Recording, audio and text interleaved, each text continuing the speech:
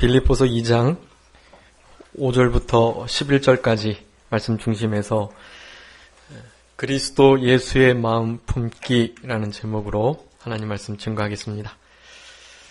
그리스도 예수의 마음 품기. 오늘은 종려주일이라고 하는 주일인데, 종려주일은 우리 예수님께서 십자가 지시려고 예루살렘 성에 입성하시는 그 때를 시작으로 하는 그러한 주일을 가리키는 것입니다.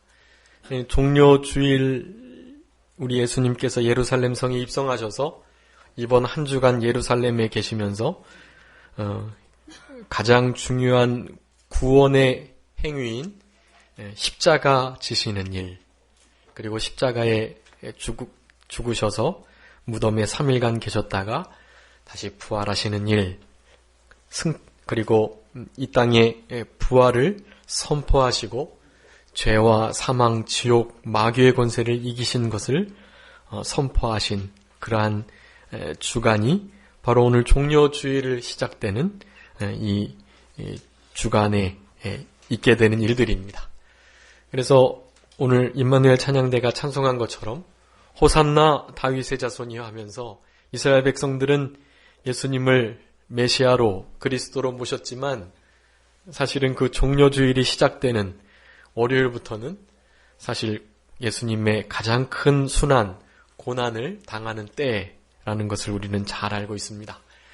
그래서 예루살렘 성에 입성하셨을 때 그 외쳤던 호산나 소리가 이제는 그를 십자가에 못 박게 하소서라는, 예수님을 십자가에 못 박으라는 저주의 소리로 바뀌기 전까지 우리 예수님께서는 그렇게 심한 고난을, 순환을 견디시고 또 견디셨는데, 오늘 본문의 말씀을 통해서 그 마음이 어떠한 마음이었는지를 우리가 좀 깊이 생각해 보면서 종려주일을 보내고 또 오는 고난 주간을 그렇게 믿음으로 우리 예수님의 마음을 품고 지내는 우리 영화교회 성도님들이 다 되셨으면 좋겠습니다. 제목이 그리스도 예수의 마음을 품기라고 했는데, 참 이렇게 그 내용을 깊이 생각하지 않고 얼핏 들을 때에는 참 좋은 표 같습니다. 예수님의 마음을 품기. 예수님의 마음을 품는 것이 우리 성도들에게 참 귀한 것이고, 마음을 품기만 하면 그 품은 마음에서 예수 그리스도의 향기가 나고 예수 그리스도의 편지의 역할을 감당하고, 또 오늘 예수님께서 걸어가셨던 이 고난의 이 길도 잘 걸어갈 수가 있을 것인데, 이 예수님의 이 마음이 어땠는지를 우리가 깊이 생각하지 못할 때는 그렇게 가볍게 또 기쁘게 좋은 슬로건으로 볼 수가 있지만, 그 내용을 좀 깊이 묵상하고 들여다보면 이 말은 사실은 너무나 힘들고 어려운 그러한 표라고 할 수가 있겠습니다. 그리스도 예수의 마음을 품는다라는 것은 한마디로 말씀드리면 우리 자신을 다 내려놓고 예수 그리스도께서 지셨던 그 십자가를 지기 위한 예수님의 마음을 늘 기억하면서 그렇게 자기를 부인하고 십자가를 지고 우리 예수님의 고난의 길을 따르는 것이라 할 수가 있겠습니다. 오늘 예수님의 마음, 성경 전체에 너무나 귀한 마음들이 많이 나오지만 오늘 본문에서는 크게 두 가지로 딱 요약할 수 있습니다. 그것은 예수 그리스도의 겸손과 복종이라고 할 수가 있겠습니다. 굳이 순종이라는 말을 안 쓰고 복종이라는 말을 쓴 것은 철저하고 완벽한 온전한 순종이라는 의미에서의 복종인 것입니다. 우리 예수님께서는 그렇게 하시지 않아도 될 뿐인데 그렇게 겸손하시고 복종하시는 일을 우리들에게 본을 보여주고 계시는 것입니다. 그렇기 때문에 종려주일을 맞아서 고난주간을 앞두고 우리 예수님께서 어떠한 마음으로 예루살렘 성에 입성하시고 그 귀한 일들을 이루셨는지를 오늘 본문의 말씀을 통해서 좀 살펴보면서 예수님의 그 겸손과 복종을 온전히 본받아 나아가는 저희들이 다 되었으면 좋겠습니다. 오늘 본문의 말씀 빌립보서의 이 2장의 말씀은 먼저 빌립보 교회가 우리 사도 바울이 제2차 전도 여행 때 사도행전 16장에 나오는데 그렇게 2차 전도 여행 때 세워졌던 교회로 특별히 빌립보 사역을 하면서 너무나 많은 고난들이 있었어요. 예. 사도행전 16장 12절부터 40절까지 살펴보면 빌립보 성에서 복음 전할 때 아주 큰 순환을 겪었습니다. 그래서 데살로니가 전서 2장이 보면 2절에 빌립보에서 고난을 많이 받고 모욕을 당했다. 그리고 심한 반대 속에서 그렇지만 담대하게 복음을 전했다라고 빌립보 사역을 그렇게 사도 바울이 기록하고 있습니다. 되게 힘들었던 사역지예요, 빌립보가. 그런데 지금 사도 바울이 이 편지를 쓰고 있을 때는 또 그 사도 바울이 고난당하는 것 가운데 가장 힘들고 어려웠던 중에 하나였던 감옥에 갇혔던 때였었던 것입니다. 예.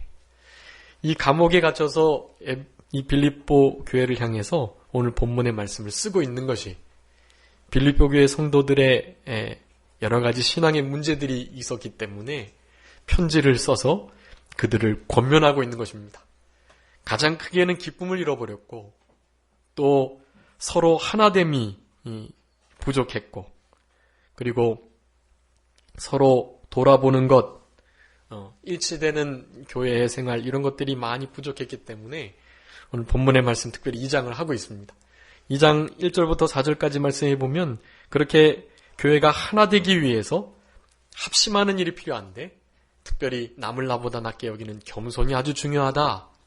서로 돌아보는 일이 참 중요하다. 그것을 교훈하시면서 오늘 5절부터 11절까지 바로 예수님의 본을 들고 있는 것입니다. 이렇게 그 빌립보 교회 안에 유력한 이들이 있었는데 좀 다투고 서로 의견이 맞지 않고 그런 일이 있었나 봐요.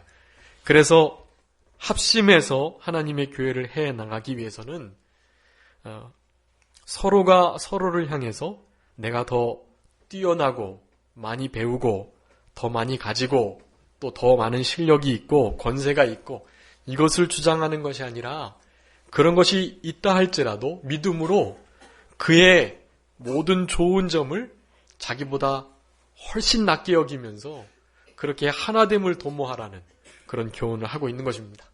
그렇게 겸손한 마음을 가지고 서로를 돌아볼 때 비로소 교회가 하나 될 수 있다. 근데 그 겸손의 본을 우리 사도 바울이 예를 들어서 지금 말하고 있는 것입니다. 누구를 말하고 있냐 하면 바로 우리 예수님을 말씀하고 있는 것입니다. 오늘 본문의 이 5절부터 11절까지의 말씀은 이렇게 초대교회 당시에 마치 그리스도의 찬가라고 불리는 그런 신앙 고백의 일종이었습니다. 사도 바울이 이렇게 쓴 것이지만 이것이 그 초대교회 때 널리 퍼져 있었던 거예요. 이러한 단어들이. 예수님께서 사실은 하나님이시고 먼저 계셨고 사람의 몸을 입고 오셨는데 바로 우리의 죄를 씻기 위해서 십자가에서 죽으시고 겸손히 낮아지셔서 십자가에 죽기까지 하나님 앞에 복종하셨다. 그리고 그 결과를 이제 9절부터 11절까지 말하는데 그 9절부터 11절까지가 우리는 사실은 더 관심이 가는 구절입니다. 그 앞에 5절부터 8절까지는 좀 피하고 싶은 성경 구절이고 그 뒤에 9절부터 11절까지 이름이 지극히 높여지고 모든 이름이 우리 예수님의 이름 앞에 무릎을 꿇는 예수님을 주라 시인하는 그리고 결국 예수님을 믿는 자들도 하나님께 영광을 돌리는 이러한 멋지고 복된 일이 있게 된 것을 그렇게 말씀하고 있는데 이 후반절에 있는 일이 있기 위해서는 바로 그 5절부터 시작되는 8절까지의 바로 우리 예수님의 지극히 낮아지심과 그리고 죽기까지 복종하시는 그 순종, 바로 그것이 있어야 할 것을 말씀하고 계시는 것입니다. 종려 가지를 흔들면서 예수님을 맞았지만 예수님을 맞이하는 그들의 마음과는 관계없이 우리 예수님의 마음은 사실은 한없이 슬프고, 예루살렘 성에 입성하시자마자 성을 보고 우셨어요. 우리 예수님께서 예루살렘 성이 당할 그 고난을 생각하면서 생명의 주 참된 메시아 그리스도가 지금 여기 있는데도 그 예수님을 사실은 잡아 죽일 수밖에 없는 이스라엘 백성들의 무지를 생각하시면서 우리 예수님께서는 우실 수밖에 없었던 것입니다.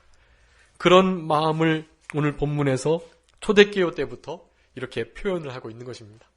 뒤에 있는 이 영광스러운 자리, 하나님께서 예수님을 이렇게 높이신 이러한 높아지심이 사실은 우리가 흔히 관심을 갖고, 예수님을 믿으면 좀 모든 일이 형통하고 또 안 되던 일들이 좀 잘 되고 또 실력을 갖추고, 그래서 그렇게 돈도 잘 벌고 높은 자리에서 하나님께 영광을 돌려야 그것이 하나님이 크게 영광을 받으시는 거지, 믿는다고 하면서 실패하고 형통치 못하고 건강치 못하고 맨날 낙오자처럼 그렇게 살아가는 것, 그게 어떻게 영광이 되겠는가 라고 생각할 수가 있지만 그런 생각에 균형을 잡으셔야만 합니다.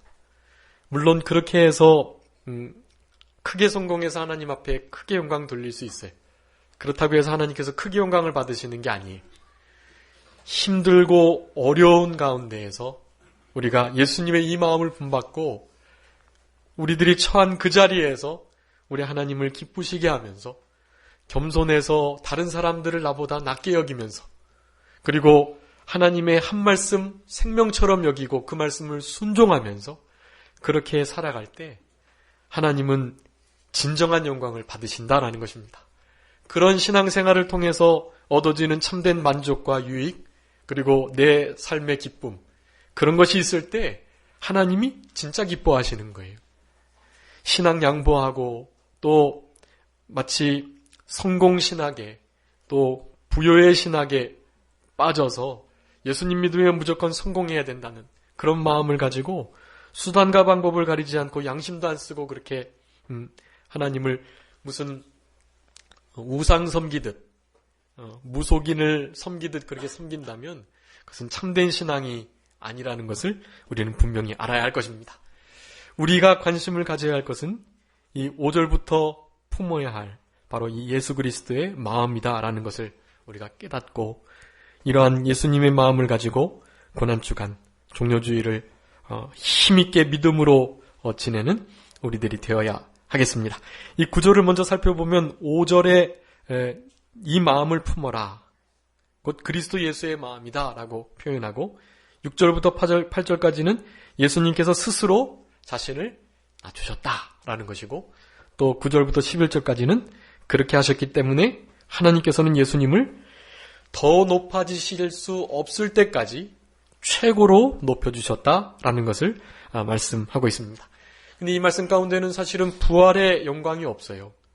이름을 존귀케 여겨주신다는 말씀 가운데 사실은 부활 포함이 되어 있긴 하지만 부활이라는 단어를 쓰고 있지 않습니다. 왜냐하면 예수님의 그 순환을 더 강조하기 위함인 것입니다. 그 순환에 우리의 모든 마음을 기울일 때 영광은 자연스럽게 따라올 수 있는 것이다. 이 영광에 관심을 갖게 되면 사실은 반쪽짜리 그런 불신앙으로 살아갈 수밖에 없다라는 것을 사실은 이렇게 부활이라는 영광을 기록하지 않고 우리들에게 예수님의 순환에 더 마음을 기울이도록 하신 것입니다.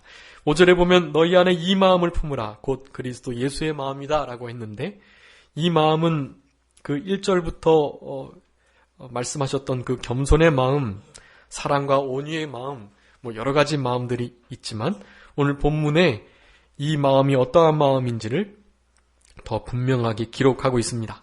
그런데 이 5절은 너희 안에 이 마음을 품어라 곧 그리스도 예수의 마음이다 라고 번역되어 있는데, 이것을 좀 더 분명하게 해석할 때 이 마음을 품어야 하는데, 이 마음은 곧 예수 그리스도께서만 가지고 있는 마음이다. 그런 뜻이에요. 다른 데서는 전혀 찾아볼 수 없는, 세상에서는 접할 수 없는 그런 마음 상태인 것입니다. 결론적으로 예수님의 참된 겸손과 복종 말씀드렸는데, 우리가 흔히 다른 모든 좋은 크리스찬의 예를 통해서도 겸손한 크리스찬의, 또 하나님 말씀을 정말 죽기까지 순종했던 그런 성도들의 모습을 통해서 그런 예를 충분히 살펴볼 수가 있어요. 그렇지만 우리 예수님의 이것과는 사실은 차원이 다른 것입니다. 아무리 겸손한 사람이 오늘 본문에는 자기를 비웠다라고 말씀하는데, 뭐 이를테면 크게 예를 들어서 이 지구 전체를 가지고 있는 사람이 있다고 해요. 근데 그 사람이 그 지구의 모든 주권을 내려놓고 뭐 이를테면 대한민국 한 곳에 왔다고 생각해 보는 거예요.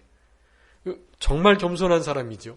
지구 전체를 다스릴 수 있는 주관자인데 그저 작은 대한민국 서울이라는 곳에 그냥 와서 살아가는 것입니다. 그것만큼 더 큰 겸손한 자가 어디 있겠어요.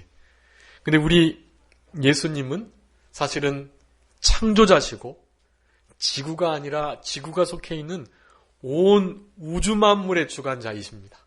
근데 그 우주 만물의 주관자께서 이러한 겸손과 복종의 모습을 보이셨다라는 것입니다.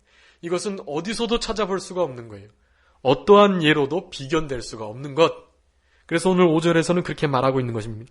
바로 그 마음을 품어야 된다. 예수 그리스도께 그 안에 많이 있는 그 마음을 품어라라는 것입니다. 그 마음 품기가 쉬울까요? 어려울까요? 그래서 어려운 것입니다. 예수 그리스도의 그 마음을 품기가 그래서 어려운 거예요. 말은 참 쉬운데, 말은 참 멋있고 또 소망이 되고, 그래 예수님 마음을 품어야지. 너무나 희망찬데, 근데 사실은 그 일을 하기 위해서는 얼마나 많은 해산의 수고가 있어야 할 것을 우리는 알아야 하는 것입니다. 우리 예수님께서 그런 길을 걸어가셨고, 그렇기 때문에 우리도 그런 길을 걸어가야만 하는 것입니다. 이 마음을 품어라. 예수 그리스도께만 있는 바로 그 마음, 그것을 품어라 라고 말씀하는 것인데, 근데 그 품으라 할 때 그 품는다라는 것은 이렇게 잘 보관하고 뭐 그런 의미 정도가 아니라 아주 귀히 여기고, 그래서 그것을 늘 생각하면서 그것을 추구해라 라고 말하는 것입니다. 품으라라는 것은 단순히 그냥 이렇게 마음을 이렇게 딱 간직하고 있어라 그 정도가 아니에요. 알을 품고 뭐 이렇게 있는 정도의 품는다, 그런 정도가 아닙니다. 그것을 생명처럼 여기고 가장 중요하게 여기면서 최우선순위를 둬라 그런 거예요. 우리가 일어나서 이렇게 신문을 보거나 일어나서 물을 한 잔 마시거나 우리가 우선순위를 두고 하는 일들이 있잖아요. 건강을 위해서, 나의 뭐 영적인 상태를 위해서, 또 나의 인격을 위해서, 육체를 위해서 하는 어떤 일들이 있지 않습니까? 그런 행하는 모든 일들, 그런 것들을 사실은 추구하시고 그런 것들을 통해서 유익을 보시려고 하시는 것인데, 그 모든 추구함보다 가장 우선순위에 둬야 할 것, 그것을 말씀하고 있는 거예요. 바로 예수 그리스도의 겸손한 마음과 하나님 말씀을 죽기까지 복종하시는 그 마음을 그렇게 중히 여기고 힘써 따르려고 하고 추구하고 소중히 여겨라 라고 말씀하는 것입니다. 그것을 얻기 위해서 무슨 수단과 방법을 써라 라는 의미를 갖고 있는 거지. 사실은 그렇게 해도 우리가 우리의 개인적인 종말을 맞기 전까지도 이 예수님의 마음을 온전히 품을 수가 없는 것입니다. 나중에 우리의 육체를 벗고 나중에 우리 육체가 온전한 부활체가 돼서 우리의 영과 다시 만날 때, 온전한 구원이 이루어질 때 사실은 그때만이 가능한 그러한 마음 상태인 것입니다. 그렇지만 그것을 추구해야 하는 것이, 힘써 그것을 품고 얻으려고 애쓰고 따라가야 하는 것입니다. 그렇게 하는 자들에게 그만큼 하나님께서 그 마음을 이루어주게 해주시는 것입니다. 그런 마음을 이루고 싶다. 정말 예수님의 마음을 품고 싶다. 그런 마음이 없는 게 중요한 거예요. 그 마음이 너무나 없는 이 세대입니다. 지금 제가 이렇게 말씀을 증거하지만 이 말씀을 듣고 그래 그렇게 해봐야지 라고 생각하시는 정도가 아니라 이 말씀에 나의 모든 사활을 걸고 이 말씀을 지키기 위해서는 내가 목숨을 걸어야지 이런 결단이 필요한데 그런 결단이 없는 세대가 됐어요. 아무쪼록 우리 성도님들께서는 이 고난주간 그리고 종료주간이라고 해서 많이 예수님의 이런 마음을 그렇게 품으려고 하시는 것이 아니라 일평생 그렇게 하셔야만 합니다. 일평생. 근데 그것이 그렇게 별로 가치가 없는 것처럼 여겨지는 때가 됐어요. 왜냐하면 다른 지금 내 앞에 닥친 중요하고 가치 있다고 여겨지는 일들이 많거든요. 내가 원하고 내가 하고 싶은 것들이 있거든요. 그것들에 비하면 이 일은 눈에도 안 보이고 별로 중요한 것처럼 여겨지지도 않을 것이 분명해요. 그래서 저는 기도하는 것입니다. 우리 교회 모든 성도님들이 이런 말씀에 이렇게 딱 마음이 착심이 돼서 아무쪼록 남은 때는 좀 우리 예수님의 이 겸손과 복종의 마음을 품고 살아가기를 간절히 바라면 좋겠다.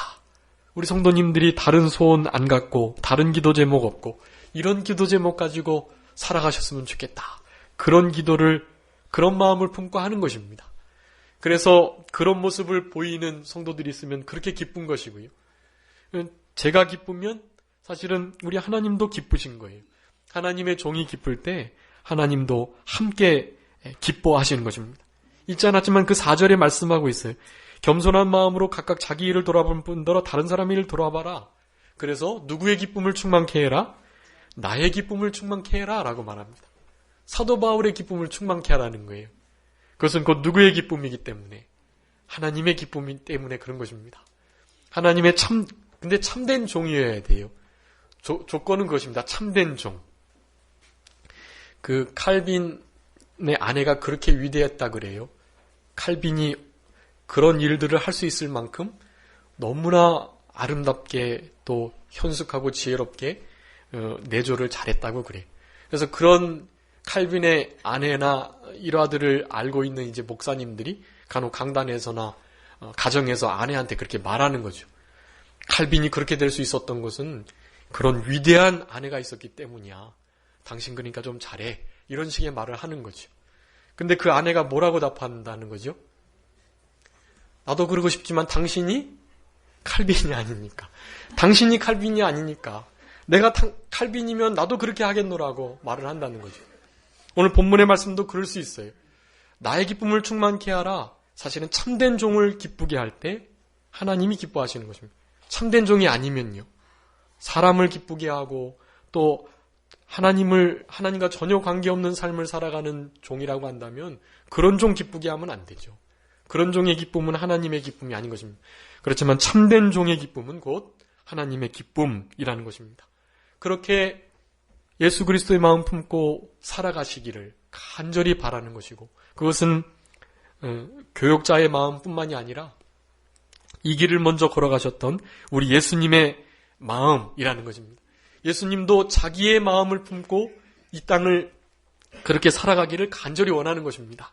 그래서 그 마음, 유일한 예수 그리스도 안에만 있는 그 마음을 추구하고 애써 얻으려고 목숨을 걸고 추구하라라는 말씀을 5절에서 그렇게 명령하고 계시는 것입니다. 그러면서 이제 그 마음을 표현하는데 6절에 그는 근본 하나님의 본체시나 하나님과 동등됨을 취할 것으로 여기지 아니하셨다라고 말씀합니다. 예수님의 그 마음을 우리가 분명히 알기 위해서는 예수님이 원래 어떤 분이셨나를 우리는 분명히 알아야 합니다. 거기 6절에 보면 우리 예수님은 근본 하나님의 본체이셨다라고 말씀합니다. 본체. 그 본체라는 것이 이 헬라어로 모르페라고 하는데 모르페. 그것이 이제 신에게 하나님께 대해서 쓸 때는 그냥 외모 정도만이 아니고요. 그 신적인 속성, 그 본질적인 성격, 성질 이런 모든 것들을 아우르는 단어예요. 그래서 제가 모르페라는 단어를 좀 써놨는데 그러니까 단지 그냥 외모, 변하게 되는 일시적인 그 형상만이 아니라 우리 하나님의 본질적인 성질과 성품, 그 성격을 우리 예수님께서 가지고 계신다라는 것입니다. 그 말은 뭐냐면 곧 하나님이시라는 거예요. 우리 예수님께서 하나님의 모르페다라는 것은 곧 하나님이라는, 예수님은 곧 하나님이라는 뜻이에요. 그러니까 아까 말씀드렸던 것처럼 온 우주 만물의 창조자, 주관자, 심판자, 바로 그분이 하나님이시면서 바로 이 땅에 사람의 몸을 입고 온 예수님이라는 것입니다. 그는 근본 하나님의 본체시다. 그것은 바로 하나님이셨다라는 것입니다. 근데 그 하나님께서 본체이셨던 하나님의 영광과 권능과 모든 능력을 같이 가지고 계셨던 그 예수님께서 이리 하셨다라는 것입니다. 그리고 두 번째 보면 하나님과 동등되셨다라고 말하는데, 그러니까 하나님과 같다라는 거, 동등. 그 형태와 또 상태가, 양식이 대등하다. 그러니까 하나님이 곧 예수님이라는 뜻인 것입니다. 근본 하나님의 본체, 바로 하나님과 동등된 분이셨는데 동등된 됨을 취하시지 않으셨다라고 말씀합니다. 원래 이렇게 취하지 못했던 건데 취하려고 하지 않았다 그런 것이 아니고요. 원래부터 취하고 계셨고 원래 하나님이셨고 원래 하나님과 함께 계셨던 바로 하나님 그분이셨어요. 그런데 그것을 더 이상 계속해서 유지하지 않으려 하신다라는 의미입니다. 동등됨을 취할 것으로 여기지 않았다라는 것은 그런 의미예요. 계속해서 취하려고 하시지 않고 자기가 스스로 제한하셨다. 신적인 능력을, 그 영광스러운 자리를 내어놓으셨다라는 의미를 갖는 것입니다. 그런 분이시라는 거예요. 바로 하나님이시라는 거예요. 그런데 그 예수님께서 하나님이셨음에도 사람의 몸을 입고 이 땅에 오셔서 우리들의 갈 길, 그 본을 친히 겸손과 복종의 본을 우리들에게 보여주셨다라는 것입니다. 그래서 우리 예수님의 마음을 이제 본론적으로 살펴보면 첫 번째가 그것입니다. 동등됨을 취할 것으로 여기지 아니어야 한다라는 것입니다. 우리 하나님이 곧 예수님이셨는데 복음서에 보면 나는 하나님이 말한 대로만 하고 하나님이 시키신 일만 하고 보여주신 것만 행하고 하라는 것만 했다. 말씀하라는 것만 전했다라고 말씀하세요. 새벽에 나가서 우리 하나님께 기도하십니다. 또 모든 일들을 하나님 앞에 감사하시면서 하세요. 감사하시면서. 그런 모든 본을 그렇게 보이셨던 것은 바로 우리 예수님의 이 마음을 우리들도 품게 하시기 위함입니다. 예수님이 하나님께서 그리하셨던 것처럼 우리들도 하나님께 그렇게 해야만 하는 것입니다. 주님께 묻고 주님께서 가라는 곳에 가고 서라는 곳에 서고 하나님께서 원하는 것을 하고 무엇을 기뻐하시는지를 찾고 하나님과 늘 동행하면서 그렇게 살아가라라고 말하는 것입니다. 여기 아까 모르페라는 단어를 썼는데 우리 거기 형상, 본체, 모양이라는 단어인데 그것은 창세기에 나오는 아담을 창조하실 때 하와를 창조하실 때 어떻게 창조하셨다 그랬죠? 우리가 우리의 모양대로 우리의 형상을 따라 창조하자 그랬죠? 근데 그 형상 모양과는 다른 단어예요. 네. 근데 다르게 신적 본질도 갖지 않았던 그렇지만 하나님을 닮았던 아담은요. 이 동등됨을 취하려다가 어떻게 된 거지요? 범죄하게 된 거예요. 교만해져서 하나님과 같이 되고 싶어서 하나님과 동등되려고 사탄의 미혹에 넘어져서 그렇게 하나님께서 금하신 명령을 어겼던 것입니다. 그런데 둘째 아담 대신 우리 예수님께서는 어떻게 하신 거라고요? 동등됨을 취하지 않으셨다. 취할 것으로 여기지 않으셨다라는 것입니다. 여러분 이것은 무엇을 말하는가 하면 우리가 마땅히 누릴 수 있는 권리, 특권, 위치, 자격 이런 모든 것들을 내려놓는 것, 그것을 바로 우리 예수님의 동등됨을 취하지 아니하심으로 표현하고 있는 것이고 여러분 생각해 보세요. 내가 마땅히 누려야 할 것인데 그거 누리지 못한 것이 얼마나 자존심 상하고 큰 상처를 받는 일인데 그렇지만 그런 일들을 행해 나가라는 것입니다. 우리가 알고 있는 큰 교회가 있는데 그 큰 교회 믿음 생활 열심히 잘하시는 분들이 많이 계세요. 그런데 그분들은 본인 자리들을 가지고 계세요. 본인 자리.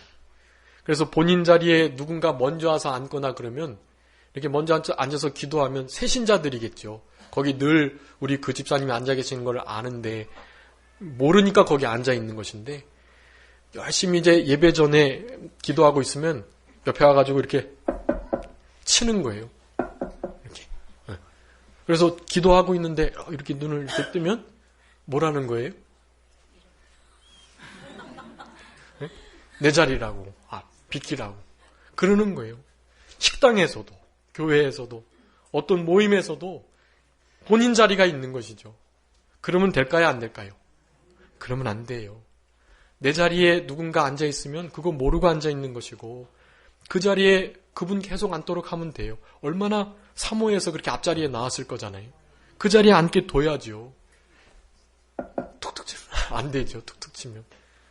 우리 예수님의 이 마음을 본받아야 하는 것입니다. 무슨 마음요? 마땅히 취해야 할 동등됨을 취하지 않으시는 거예요. 여러분 이것이 얼마나 귀한 마음인지 몰라요. 우리 예수님께서 종려가지를 흔드는 그 이스라엘 백성들에게 얼마나 가르치고 싶으셨던 마음이 이스라엘 백성들 로마의 속국으로부터 건져내고 해방시키고 오병이어의 기적을 베풀어서 먹을 것 입을 것 걱정 없이 하게 하고 병 걸린 거 다 고쳐줘서 죽은 사람까지 살려서 걱정 없이 능력 있게 지도자 역할을 하도록 그런 지도자를 바라보게끔 예수님께서 메시아 역할을 하러 오신 것이 아닙니다. 그것은 영적으로 그렇게 하신다는 것을 보여주시기 위해서 맛배기로 나타내 주신 거예요. 그것을 바라고 외적인 것을 소망하면서 따르면 안 되지요. 그런 분을 왕 삼으려고 하면 우리 예수님께서는 그런 자들은 피하는 것입니다. 그렇지만 이런 거 원하시는 거예요. 정말 작은 일이고 아무것도 아닌 것 같지만 자기가 마땅히 누려야 할 권리와 특권을 내려놓는 거, 동등됨을 취하지 않는 거, 그거 우리 하나님께서 우리들에게 원하시는 것이다 라는 것을 분명히 말씀하는 것입니다. 그리고 두 번째는 7절에 나오는데 자기를 비웠다라고 말씀합니다. 이 자기 비워가 아주 중요한 단어인데 우리 예수님의 존재 방식을 바꾸셨다라는 의미이고 근데 이것을 잘못 해석해서 이 말씀을 가지고 공산주의가 나온 거예요. 자기를 비다, 버리다, 내어놓다, 그래서 함께 나누다. 그러니까 모든 것을 함께 똑같이 나누는 것이 성경적이다. 그렇게 말을 합니다. 그리고 나누어 주다가 아니라 나누어 갖다라고 표현을 해. 사실은 성경적인 나눔은 나누어 주는 것입니다. 내가 내 자의로, 내가 기꺼이 그렇게 물건을 통용하는 거예요. 그런 것은 괜찮은 거예요. 그런데 남의 것을 공평하게 하려고 뺏어서 나누어 주는 것은, 나누어 갖는 것은 그것은 맞지 않는 것입니다. 나누어 주는 것은 괜찮아요. 그렇지만 나누어 갖는 것은 그것은 공산주의 사상이고 절대로 틀린 얘기라는 것. 예수님께서 자기를 비웠다라는 이 말씀에 이를테면 신성을 버렸다라고 말을 하는 이들이 있어요. 절대로 그렇지 않아요. 아까 그 모로페 달아놓은 하나만 봐도 그렇습니다. 예수님의 하나님의 신적 본질을, 성품과 성격을 고스란히 가지고 계세요. 그렇지만 영광의 자리, 그 능력을 잠깐 제한하신 것 뿐이라는 것입니다. 오늘 이 비유는 그런 의미예요. 잠깐 영광스러운 자리와 그 능력을 자발적으로 제한하셨다라는 의미를 갖습니다. 분명히 하셔야 돼. 그렇기 때문에 우리 예수님은 참된 신이시고 참된 사람이신 것입니다. 자기를 비웠다라는 것, 그 비웠다라는 단어를 두 가지로 표현하는데 첫 번째는 종의 형체를 가지셨다라는 것이고 두 번째는 사람들과 같이 되셨다라는 두 가지입니다. 종의 형체를 가지시고 사람과 같이 되셨다. 종의 형체를 가졌다라는 것은 하나님의 말씀을 철저히 그리고 온전히 순종하는 메시아이신 것을 말씀합니다. 전하실 때도 행하실 때도 영광 돌리실 때에도 우리 하나님께서 하라는 대로 마치 주인이 종에게 명령하면 그대로 해야 하는 사람인 것처럼 하나님 말씀을 그렇게 순종하셨다. 그 종의 형체를 가지셨다라는 것이고 사람들과 같이 되셨다라는 것은 이 여자의 후손으로 나셨다라는 의미입니다. 이 원복음 창세기 3장 15절에 있죠. 여자의 후손이 뱀의 머리를 상하게 하고 뱀은 여자의 뒤꿈치를 상하게 할 것이다. 여자의 후손에. 예수님께서 십자가에 들리실 것을 이 마귀가 발꿈치를 상하게 한 것으로 묘사하는 것이고 여자의 후손인 뱀의 머리를 상하게 한다는 것은 십자가에서 우리 예수님께서 사탄의 죄의 사망의 모든 권세를 그렇게 이기신 것을 말씀하는 원복음인 것입니다. 그렇게 여자의 후손으로 인성을 지닌 완전한 사람으로 태어나셨다라는 것을 말합니다. 그래서 예수님 줄이시고 배고프시고 아프시기도 하고 또 고통당하시고 피곤하시고 졸리시고 눈물도 흘리시고 뭐 이런 일들을 실제로 하셨던 것이. 그런데 죄는 없으세요. 중요한 것은 그거예요. 우리 예수님은 죄를 짓지도 않으시고 죄를 가지고 계시지도 않고 죄를 알지도 못하신 분이십니다. 거기 고린도 후서 5장 21절에 죄를 알지도 못하신 분이다 라고 말씀하세요. 우리 예수님은요, 죄와는 관계없는 분이세요. 사람의 이 마리아의 태를 통해서 오긴 했지만 무엇으로 잉태됐지요? 성령으로 잉태되었기 때문에 부정모혈로 태어나신 게 아니에요. 잠깐 이 마리아의 태만 빌리신 것입니다. 성령으로 잉태되었기 때문에 이 아담과 하와의 모든 후손들로 그런 자연 번식으로 나오는 거기로부터 유전되는 유전제, 바로 그 원죄와는 전혀 관계가 없는 분, 그리고 당연히 자범죄, 요구죄를 범하지 않으셨기 때문에 본죄도 없으신 분, 죄를 알지도 못하신 분, 죄를 짓지 않고 범치 않으신, 가지고 계시지 않으신 그런 분이시라는 것을 우리는 알아야 합니다.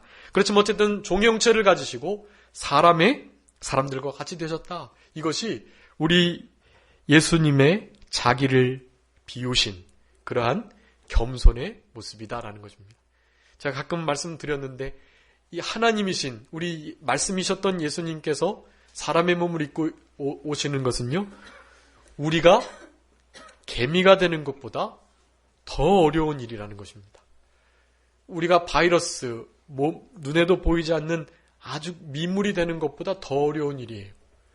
그네들도 생명체고 사실은 우리도 생명체예요. 사람은 영장으로서 하나님을 닮은 영혼이 있을 뿐이지 내나 같은 피조물이라는 것입니다. 피조물에서 피조물로 되는 것은 쉬운 일이에요. 그런데 조물주가, 창조주가, 주관자가 피조물이 된다는 것은 그건 너무나 어려운 일이에요. 상상할 수 없는 일인 것입니다. 그렇기 때문에 이러한 종의 형체를 가지고 사람과 같이 되었다는 것은 바로 극도의 최고의 예수님의 겸손이라는 것을 그렇게 표현하는 것입니다. 그런 예수님, 우리도 종의 형체를 가져서 하나님 말씀을 철저히 순종하는 우리들이 되어야 되겠고, 죄와는 관계없는 참된 하나님께서 원하시는, 하나님이 기뻐하시는 사람으로 이 땅을 살아가야 하는 것입니다. 마지막 세 번째로는 자기를 낮추시고 죽기까지 복종하시는 그러한 마음, 바로 우리 예수님의 마음이십니다. 자기를 비우셨다는 것을 더 구체적으로 설명하고 있는데, 자기를 낮추시고 그 낮추심이 바로 죽기까지 죄인의 모양으로 십자가에까지 저주를 받으시는 그 모양으로까지 낮아지셨다. 여러분, 지난 시간에 우리가 하이델베르그 하면서 우리 하나님께서는 하나님이 자비롭고 인애로우신 분인데, 그건 오늘 11번째 문제고요. 우리 하나님께서 절대로 죄를 관용하지 않으신다. 용납하지 않으신다. 원죄, 본죄 절대로 용납하지 않으신다. 영원한 형벌로, 내세와 이생에 영원한 형벌로 반드시 징계하신다. 그러면서 오늘 질문이 그거예요. 그런데 하나님은 그래도 자비로우신 분 아닙니까? 맞습니다. 정말 자비로운 분인데 그 자비와 함께 공의가 같이 가세요. 우리 예수님이 오늘 본문 십자가의 죽으심이 그 공의의 최고조예요. 예수님도 하나님도 아들도 죽이시는 그러한 공의로운 분이시라는 것을 말씀합니다. 그런 공의의 대가를 지불하고 난 다음에야 자비롭고 큰 은혜와 긍휼을 우리에게 베풀어 주시는, 우리가 이렇게 영원한 위로를 받고 우리 하나님께 당당히 나아갈 수 있는 것은 하나님의 무조건적인 자비 때문만이 아니에요. 그 자비 이면에 있는 하나님의 이 공의, 죄와 저주의 형벌을 의롭게 다스리시는 우리 하나님이신 것을 그렇게 분명히 우리는 예수님의 십자가의 죽으심으로 알 수가 있다라는 것을 우리가 알아야 하겠습니다.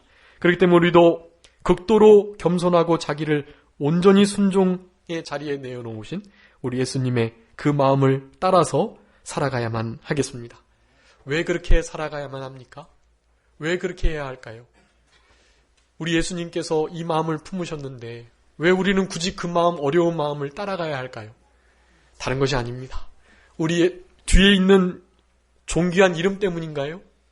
이 존귀한 이름 얻고 싶으셔서 예수님의 그 고난과 겸손과 복종의 자리를 따라가셔야 되는 건가요? 그거 아니에요. 그것은 틀린 답입니다. 왜 예수님의 이 마음을 품어야 하는가? 그것은 다른 것이 아니라 자기를 낮추시고 사람의 죄인의 십자가의 저주를 받는 그 저주의 자리에까지 자기를 내어두신 것은 다만 우리를 사랑하시기 때문에, 우리를 사랑하시고 우리를 구원하시고 죄와 사망과 지옥, 마귀의 권세로부터 우리를 건져내시기 위한 우리 주님의 바로 그 사랑 때문인 것입니다. 그 사랑에 감사 감격해서 우리도 그렇게 예수님의 마음을 본받아 살아가야만 하는 것입니다.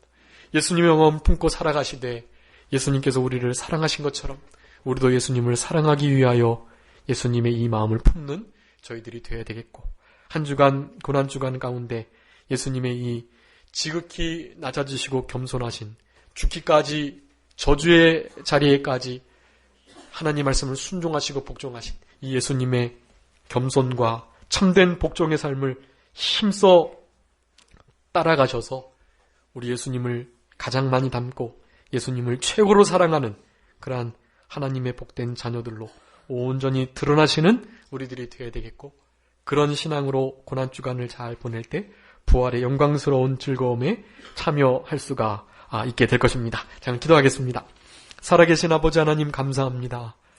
우리들에게 값없는 은혜를 다만 우리를 사랑하심으로 베풀어 주셔서 우리가 당해야 할 저주와 형벌을 십자가에서 친히 담당하셔서 사람의 모양으로, 죄인의 모양으로까지 저주의 십자가에 달리신 우리 예수 그리스도의 그 크신 은혜와 사랑을 생각할 때 진심으로 감사하옵고 감사합니다. 만 입이 있어도 그 은혜 다 감당치 못하고 감사치 못할 것인데, 남은 때 힘써 우리 예수 그리스도의 이 겸손과 복종의 마음을 늘 마음에 품고 하나님의 말씀을 늘 순종하고 우리 주님이 낮아지신 것처럼 동등됨을 취할 것으로 여기지 아니하고 자기를 비는 그런 복된 인생길을 걸어가는 저희들이 되게 하셔서 빈 그 자리에 우리 주님의 큰 은혜와 축복이 넘치도록 채워지는 큰 존귀와 영광을 누리며 살아가는 저희들이 되게 하여 주시옵소서. 감사하옵고 예수 그리스도의 이름으로 기도 올리옵나이다. 아멘. 찬송하시겠습니다.